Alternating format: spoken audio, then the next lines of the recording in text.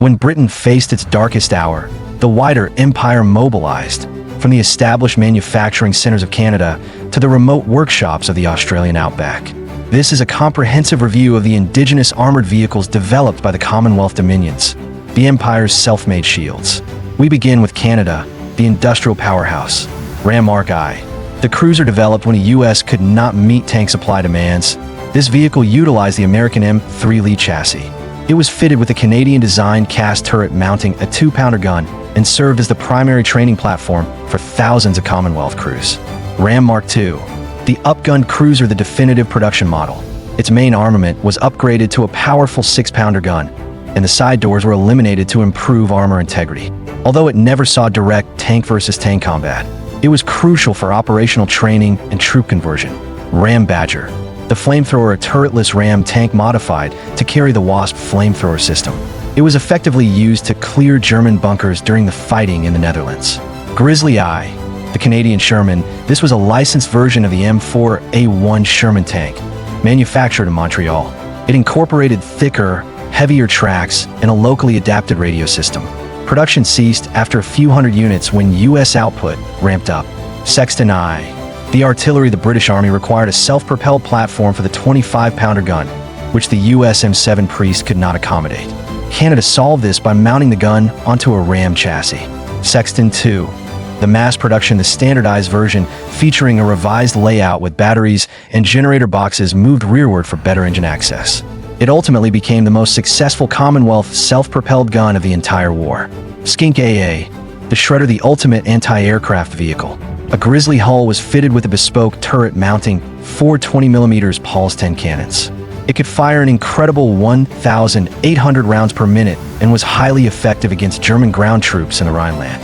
Otter light reconnaissance car, the Scout, based on a Chevrolet truck chassis. It was armed with a Boys anti-tank rifle and a Bren gun. It was used extensively by Canadian and British forces in Italy and Northwest Europe. Fox Armored Car Mark I, the Heavy Scout, a Canadian version of the British Humber, built on a General Motors chassis with a more robust engine, making it faster and more reliable than its British counterpart. Fox Armored Car M2, the upgun Scout. The turret was redesigned to fit a larger 37mm main gun, giving it genuine anti-armor capability against light enemy vehicles. The roof featured a simplified hatch arrangement. Lynx Scout Car Mark I, the Speedster, a Canadian variant of the Daimler Dingo. Its increased ground clearance and stronger transmission made it ideal for traversing the difficult terrain of the Italian campaign.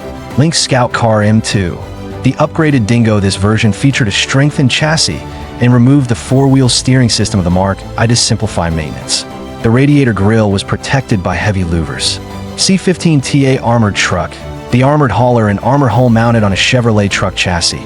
This versatile vehicle served as an ambulance, command post, and troop transport.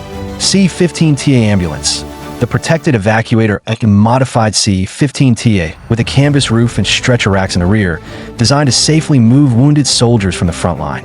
Ram Kangaroo, the first APC, a brilliant improvisation by Canadian workshops, who removed the turret from old Ram tanks to create fully armored personnel carriers. This allowed infantry to keep pace with tanks while being protected from shrapnel. Priest Kangaroo, the defrocked Priest US-supplied M7 Priest artillery vehicles had their guns removed to convert them into troop carriers. These were the first Kangaroos used during Operation Total Eyes. Windsor Carrier, the extended carrier, a lengthened universal carrier featuring an extra road wheel. It was specifically designed for towing 6-pounder anti-tank guns and carrying more operational supplies. CMP Field Artillery Tractor, the tug part of the famous Canadian military pattern CMP truck series. These distinctively snub-nosed armored tractors towed the 25-pounder guns across all theaters of war. CMP Heavy Utility Personnel, the Heavy Utility, a staff car version of the CMP truck series. It featured a fully enclosed hardtop body and was used by senior officers and signal units. Bombardier B7, the snowmobile, a half-track vehicle utilizing skis in the front and tracks in the rear. Powered by a V8 engine, it was used for winter transport and training. Bombardier B12, the heavy snowmobile, a larger version of the B7 capable of carrying 12 troops. It featured a streamlined wooden body and wide tracks optimized for deep snow conditions. Next, we look at Australia, defending the Pacific Theater. AC-1 Sentinel, the cast fortress designed when a Japanese invasion appeared highly likely. It was the first tank in history to feature a whole cast as a single piece. It mounted a 2-pounder gun and was powered by 3 Cadillac V8 engines arranged in a unique cloverleaf configuration. AC-3 Thunderbolt. The Hunter and upgun Sentinel. The turret ring was widened to accommodate a 25-pounder howitzer for superior high-explosive power against Japanese fortifications and bunkers. AC-4. The big gun, a prototype mounting the enormous 17-pounder anti-tank gun, the same gun as the Firefly, onto the Sentinel chassis. This proved the Australian chassis could handle extreme firepower. Yaramba. The hidden artillery is a self-propelled 25-pounder gun built on the chassis of an American M3 Grant. Although it arrived too late for World War II combat, it demonstrated that Australian engineering was world-class. Dingo Scout Car. Australian. The Lizard, not to be confused with the British Dingo. This was a locally designed scout car built on a Ford V 8 chassis, lighter and faster, making it perfect for the vast distances of the outback. Rover Light Armored Car Mark I. The improvised scout built on a Ford truck chassis. It featured a long, boxy, riveted hull with an open top. It was armed with Vickers machine guns and used primarily for airfield defense. Rover Light Armored Car Mark II. The update, this version had a shorter wheelbase and sloped armor for better protection.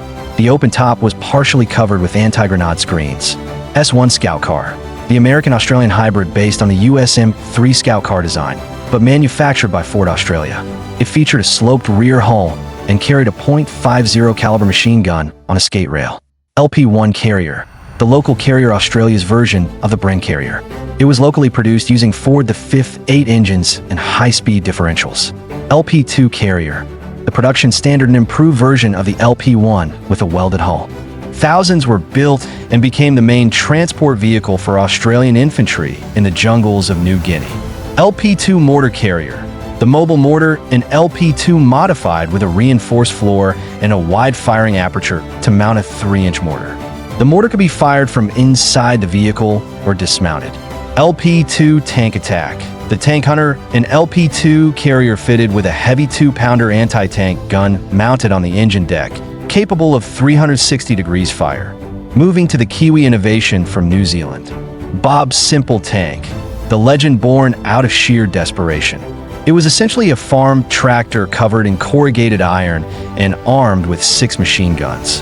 While it was technically a failure and often ridiculed, it symbolized the nation's do-it-yourself spirit and readiness to fight with whatever resources were available. Schofield Tank. The Transformer, a unique wheel and track design that allowed it to run on tracks for cross-country travel or lower wheels to drive on roads like a truck. A brilliant concept, but ultimately rejected in favor of established British designs.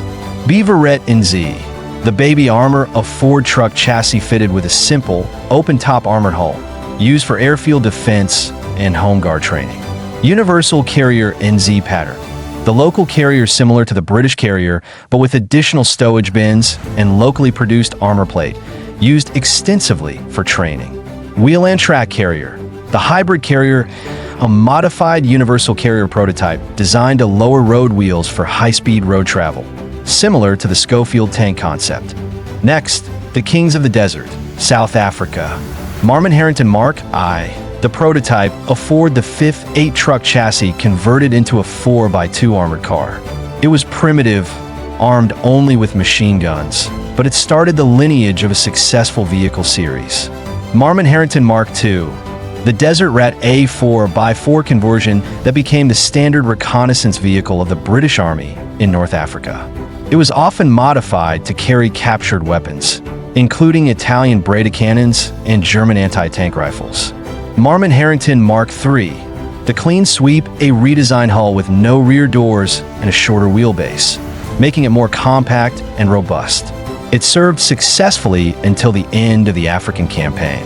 Marmon Harrington Mark IV. The Heavy Scout, a complete redesign featuring a rear-mounted engine and a 2-pounder gun and a turret, making it a true combat car capable of engaging other light tanks. Marmon Harrington Mark VI. The 8-wheeler, the final development, featuring 8 driven wheels and independent suspension. It carried a 6-pounder gun and a 3-man, open-top turret and could reach speeds of 40 miles per hour. Finally, the jewel of the Empire, India. ACVP Mark I. The rolling bunker and armored carrier built on a Ford or Chevrolet chassis, manufactured in India by Tata Steel. Though it looked like a simple wheeled box, it provided vital protection for Indian troops in North Africa and Italy. ACVP Mark II-C. The 2-pounder, a Ford truck chassis fitted with a fully enclosed armor body and a 2-pounder anti-tank gun mounted in a specialized turret. Carrier tracked Indian pattern. The local tracks, an Indian-produced version of the universal carrier using welded local steel. It featured slightly different vision ports and distinct sand filters for the engine. They were unique, they were ingenious, and they were constructed by nations with limited heavy industry. From the tractors of New Zealand to the assembly lines of Canada, these vehicles formed the shield of the empire.